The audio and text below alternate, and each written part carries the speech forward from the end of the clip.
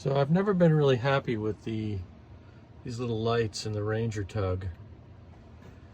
They're a little bit difficult to reach, and if you turn this thing the wrong way, it unscrews completely. And the right way, it's okay, but the ones up in the front here, I find kind of difficult to manipulate when you're in bed, you know, reaching your fingers around that little knob and turning it. And there's another one here. So I tried turning these over. I put the little knob on the bottom, the little switch, instead of the top. And that helped a little bit, but I'm going to try something different. I found these lights here, and I bought a couple of them. They're nice because they have this switch, which is just a touch switch. It doesn't even move. It's just you touch it and the light goes on, and you touch it again and the light goes off. So I'm going to try retrofitting one of those in there and see how I like it.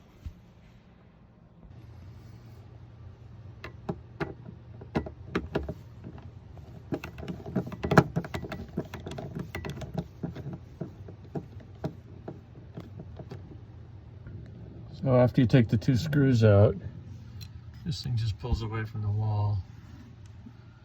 And there you got your wires and the two screw holes. Now the base on the new one is quite a bit smaller in diameter than the old one, so I'm hoping I can put it in there and cover up the old holes. I think I can. So I'm gonna work on that next. So there's a mounting ring on the back of this new fixture, and it's held in with an Allen screw right here. So I'm going to loosen that up, and then this ring should just pop out of here.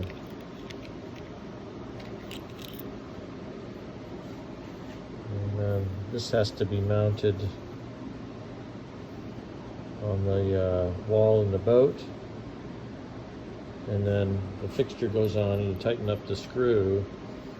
There's a couple problems I have with this setup. For one thing, when the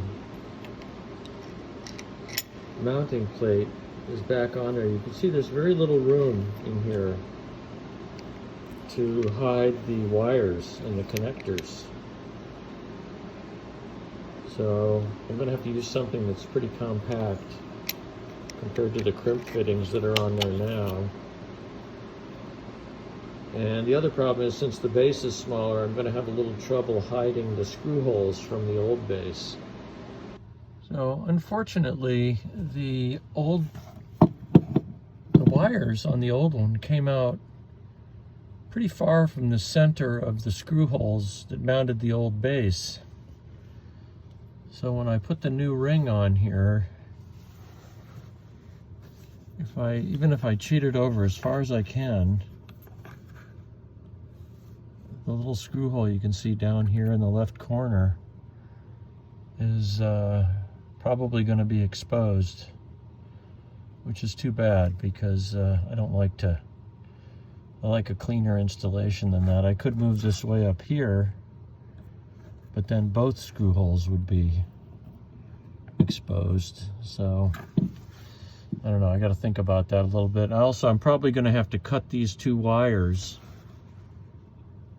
here and here and hook up the new wires with probably solder and some heat shrink tubing, so I don't have these great big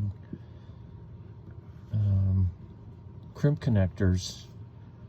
I don't think those will fit in the base of the new light fixture. And I'm a little worried that if these wires slip back into the wall, I'm not sure where I'd find them. Probably have to come over here and take off this panel here Yeah, that's what I do, take this off. And then I guess I could have pretty good access to that. Maybe I'll take that panel off first just to see what's going on under there. So I put this zip tie around these wires to keep them from going back into the wall, because I discovered that this panel here, even if you remove it, you do not have access to this wire. It kind of goes up into this area here. So I don't know, like a lot of things on boats, access is the key to the difficulty of the project, and this is just another example of that. So anyway, I'm taking that precaution, and next thing I'm going to do is cut these wires here and here, and then hook up my new light, and then mount it, and see how it works. This is where I'm going to mount the mounting ring, but as you can see, right here, the screw hole from the old light fixture is visible.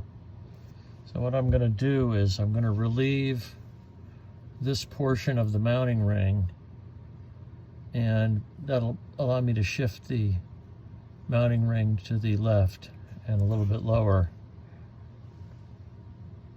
All right, so here is the mounting ring. I've got it in my vise, and I'm going to notch it out right here so I can move it slightly to the side and try to cover up the old screw holes in the wall. So I just soldered up the first connection right there, and I'm going to slide the heat shrink tubing up onto it, and I'll take my heat gun.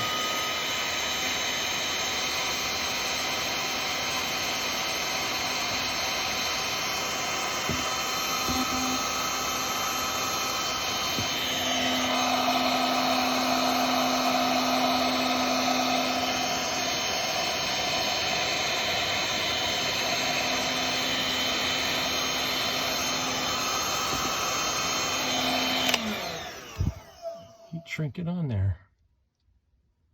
Now I have to do the other wire and then test it.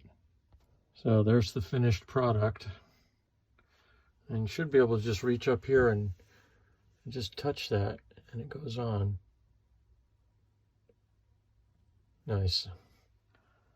We'll give that a try. I think I'm going to like it.